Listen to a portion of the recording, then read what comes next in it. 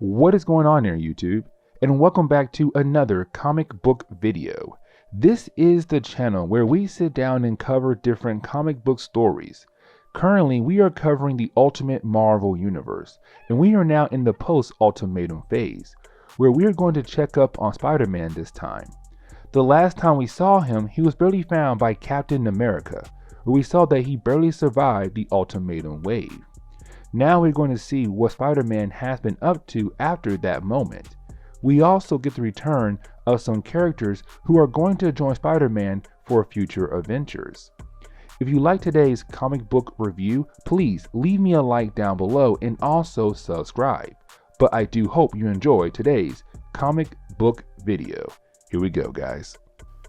Now with this story, we know this picks up months after Ultimatum.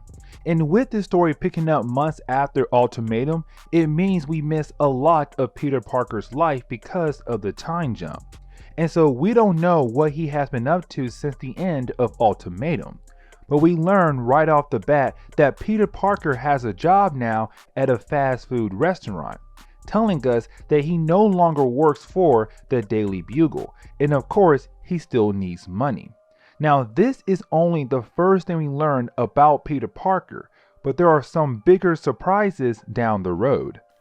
This leads us to picking up with some random group of thugs trying to rob a random store. Now, this scene is going to lead into another surprise that we're going to learn about Spider-Man.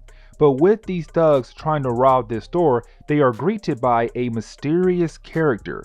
And this is our introduction to Ultimate Shroud.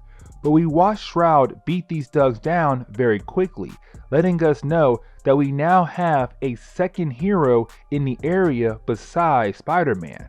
But after the Shroud leaves, of course, you have Spider-Man appear to only see everything is okay now. Except that is when you have the police arrive. And usually when the police arrive at the scene, they target Spider-Man. Except this time, they do not. And we learn that the city actually loves Spider-Man now. The police actually want to get an autograph from him and become buddies with him as well. But that is not even the biggest surprise of the book really, because that is when we see Spider-Man go home for the night. And we think we know the usual thing is going to happen. He's going to greet his Aunt May and Gwen Stacy and call it a night. Except this is where we learn that in the 6 months that we lost between the ending of Ultimatum and the beginning of this book, Gwen Stacy and Peter Parker are now dating. Apparently, Aunt May is okay with having a teenage couple living under her roof. Now, before we are able to learn how this happened, the doorbell goes off. And we learn that it is Johnny Storm, and we have not seen him since the end of Ultimate Fantastic Four Requiem, but he passes out in Peter's arms. But the story does switch over to the Kingpin, and we have not seen him since he was kicked out of the country. And with this scene right here, we know that he is finally back in the country, ready to regain everything he lost thanks to him being kicked out of the country.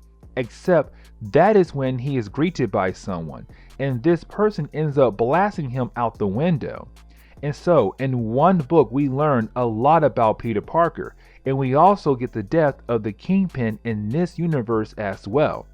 We get to see who the killer is, and we come to find out it is Ultimate Mysterio.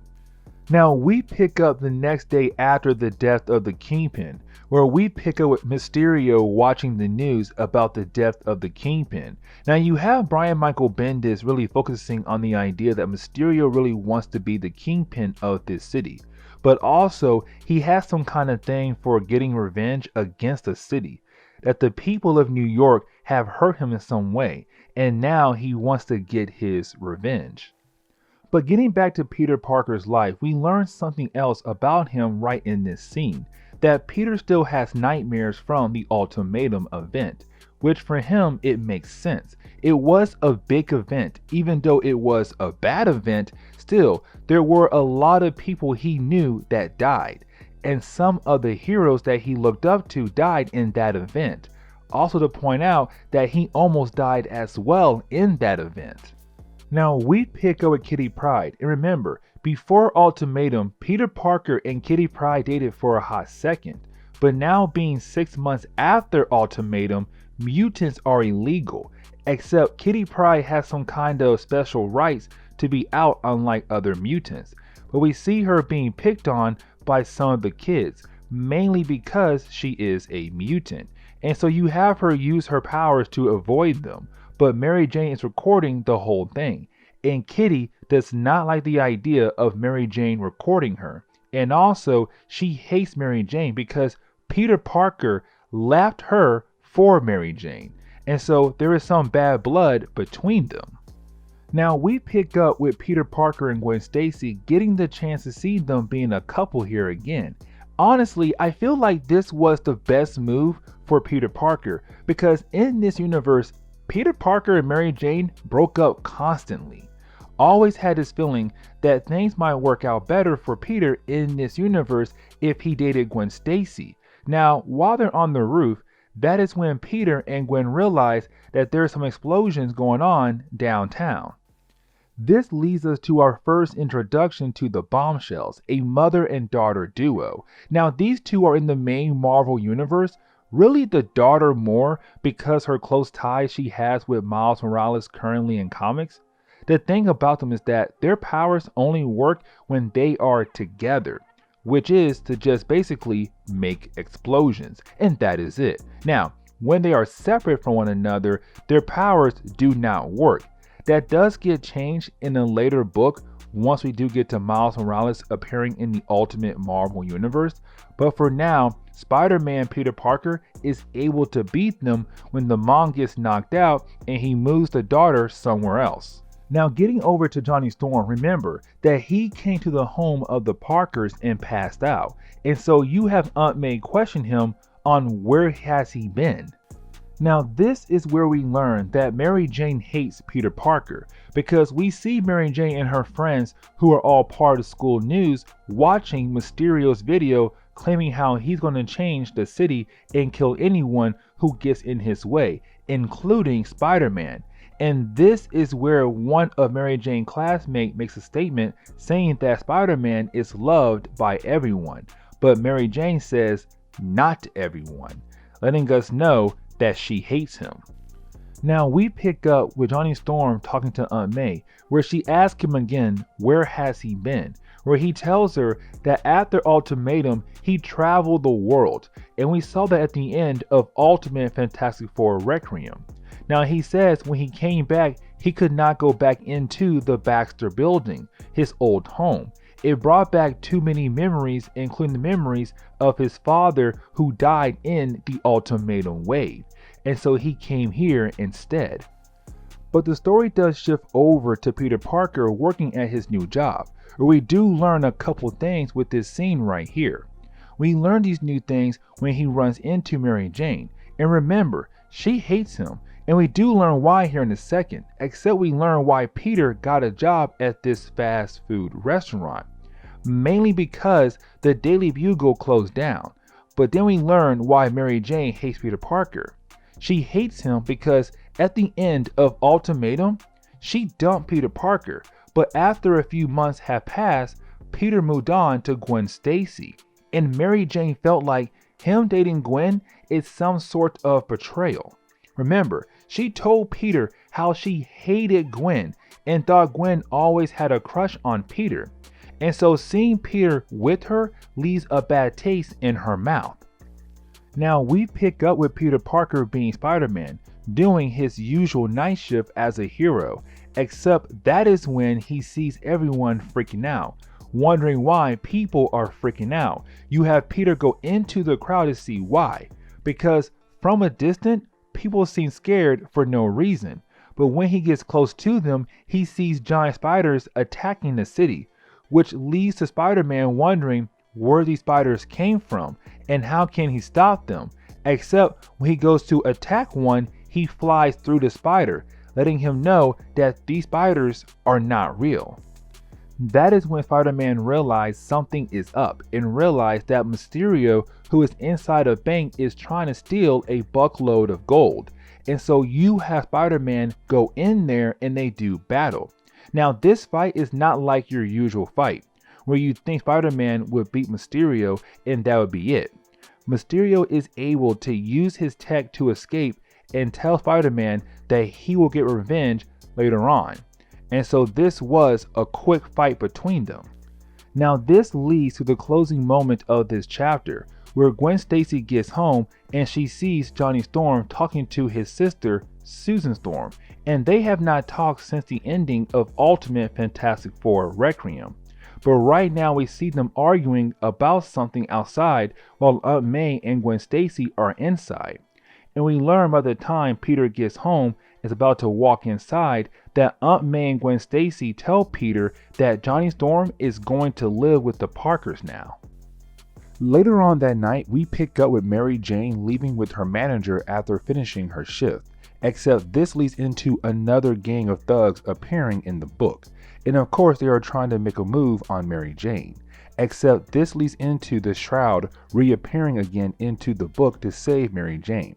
Now this is something I want you guys to focus on real quick, because of course we do see the Shroud beat down on these thugs very quickly, but after she does that, you have Mary Jane and the Shroud have a conversation where you see that the Shroud does not like talking to Mary Jane, even though this person just went out of their way to save Mary Jane.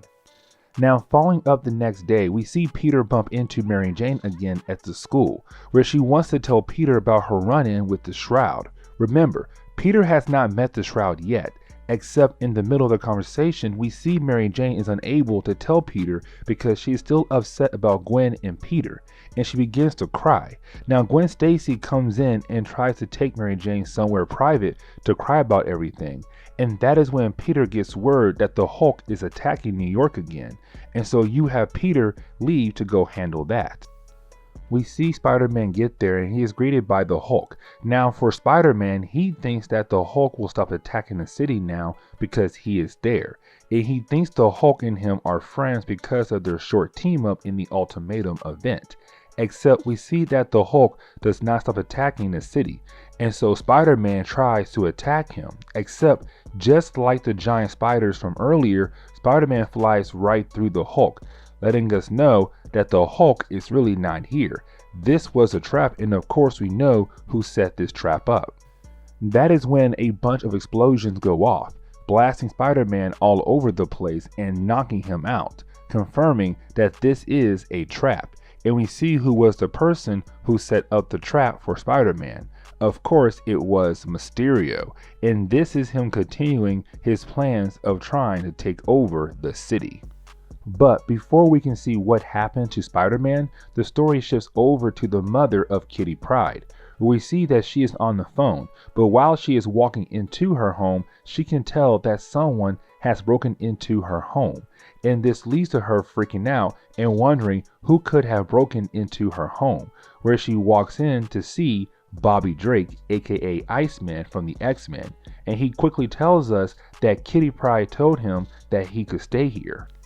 And this leads into the story shifting back over to Spider-Man, who is still knocked out thanks to Mysterio, where you have Mysterio thinking that he has won the battle, except once again the Shroud has reappeared again, but this time here to save Spider-Man from Mysterio, where Spider-Man does get up and join in on the battle, which begins a 2-on-1 battle. Again, Brian Michael Bendis does not want Mysterio to be caught by them, and so at the end of the fight, Mysterio does escape. This gives us a brief moment where Spider-Man tries to talk to the Shroud to learn who this person is, except again the Shroud is trying to be mysterious, but this person is having a hard time keeping that up. And you have the Shroud point out that Mysterio left some tech behind, which does distract Spider-Man long enough for the Shroud to leave once again. But getting back over to Kitty Pryde's mom finding Bobby Drake, you have Kitty Pryde being talked to by her mother, how it is wrong to let someone who she does not know stay in their home. Plus, Kitty's mom is having a hard time dealing with people right now since everyone knows that Kitty Pryde is a mutant. And since mutants are illegal now, people give her a hard enough time that somehow Kitty gets a pass even though she is a mutant. But if people see Bobby Drake here, she knows more people will give her a hard time, and so Bobby Drake cannot stay here. This is where we learn that Kitty and her mom took Bobby Drake to the home of the Parkers, and this is where Peter walks into the meeting, and this begins the process of everyone telling him that just like Johnny Storm moving in with the Parkers, now Bobby Drake is also going to move in with the Parkers as well, since he has nowhere else to go. The Parker household continues to grow in this book. Now we pick up with Peter, Gwen, Aunt May, Johnny Storm, and Bobby Drake at dinner. We see them talking about what they're going to do with the fact that the world knows about Johnny Storm and Bobby Drake because they were popular superheroes. And so you have them come up with a plan to basically dye Johnny Storm's hair, cut off Bobby Drake's hair, and that'll be part of their disguise. Also, they come up with a plan to tell everyone at the school that they are Peter Parker's long lost cousins. And this leads to Aunt May meeting up with the principal, where she is trying to get Johnny and Bobby into school. Now the principal has been wondering if Peter Parker is Spider-Man since with everything that happened at the school over the past stories. But at the same time, the principal does not want to know and just focus on making sure the school is safe for his students. And you can tell that when Aunt May randomly asking the principal to get these two boys in school seems to be suspicious, but he accepts them into the school. Now we pick up hours later where Mary Jane sees Johnny and Bobby in the school, where the rest of the gang tells her about the fact that Johnny and Bobby are going to pretend to be the cousins of Peter Parker and also will be going to school here now. But before they are able to discuss that some more, that is when Peter realizes something is going on. His spider sense is detecting danger, but that is when he moves closer to the door, and right when he walks up to the door, well, it explodes, and we see that Mysterio has sent in some kind of spider slayer. Now we see Spider-Man kick everyone out, including Johnny and Bobby, to help keep their identity safe, and he rushes back in as Spider-Man to stop this robot. Now he does have to help save a few other people who are still trapped inside the school, but he also tries to fight the Spider Slayer robot head on, which of course the robot does give him a hard time in this battle. Now the shroud once again reappears, and just like last time with this person being here, once again the battle is wrapped up in a matter of seconds. And when Spider-Man looks back, he sees that the shroud has defeated the robot and the day is saved. But Johnny Storm comes in, and with him being here, he thought it'd be a great idea to melt the robot. And while Spider-Man explains why that is a bad idea, the shroud disappears once again. But we finally learn who the shroud is, because we see the shroud reappear outside of the school in the back, where the shroud finally removes the mask, and we find out it is Kitty Pryde. She is trying to use a new secret identity and be a hero once again. Now we pick up with Mysterio, where we see him talking to himself while he has a camera recording him, where he explains that he is not going to stop trying to kill Spider-Man, and his Spider Slayer recorded everything, and so he knows who Spider-Man is. But before he can do anything else, we see the police arrive and was able to locate his base, and so you have Mysterio escape by blowing up the place, and that is it for this story. And so guys, if you did like today's comic book video, please leave me a like down below and also subscribe to the channel for more content to come in the near future. Also, any suggestions on books I should read, well please let me know in the comments below, because you never know, your suggestion could be a future video down the road. But guys, I'm out of here, and I will see you on the next comic book video. Later guys.